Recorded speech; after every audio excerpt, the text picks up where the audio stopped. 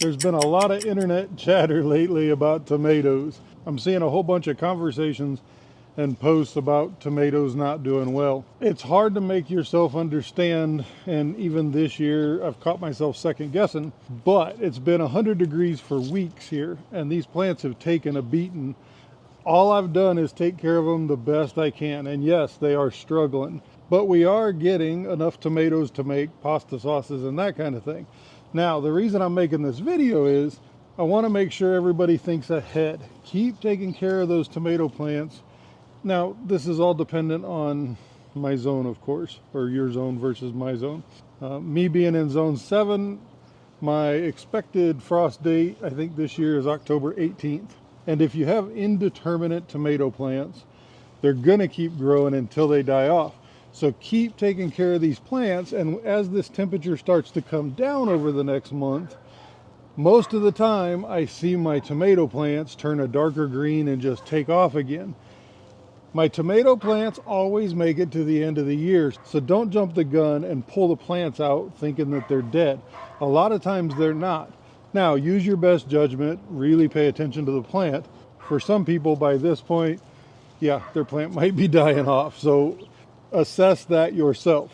But as far as just normal, you know, not looking so good, a lighter green, a little bit curled up leaves, you know, that kind of thing, not bad, not like disease, but you'll see that little bit up curl. Give them plenty of water, give them some nutrients, baby them along. I think you're going to see a big difference here in about a month. Let's do a picking on this plant and we'll take them in and weigh them, and we'll just kind of see, because if you notice, my tomatoes just seem a little bit small this year. These are the San Marzanos. I've got another plant that has some bigger ones, and then we'll probably look at some cherry tomatoes too. See what I mean about small? I'm getting a whole bunch, at least off of these two plants.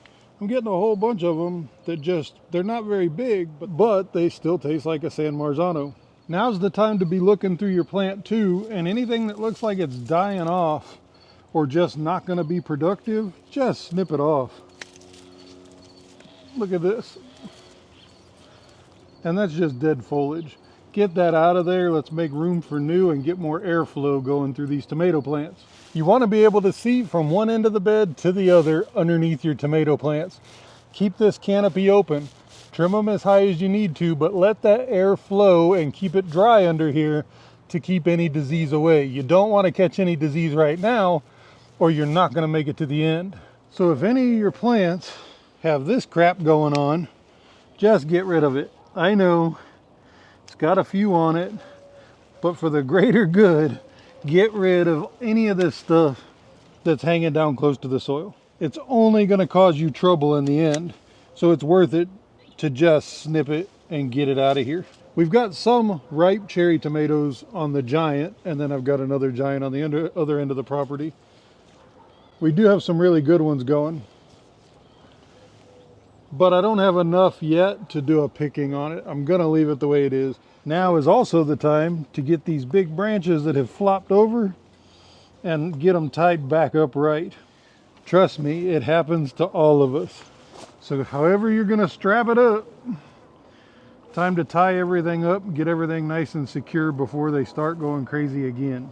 Okay, don't forget to zero out your container on your scale.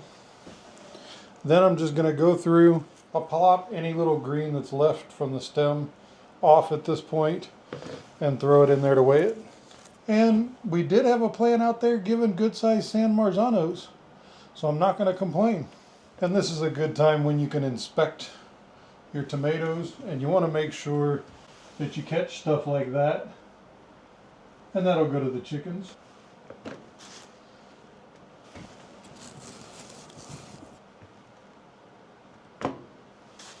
And actually, I'm looking for about 15 pounds. I'm hoping that we get 15 pounds because I think that's the mark where I'll get 4 full large quart jars of my spaghetti sauce and give me enough to make a big dinner and give some to the kids.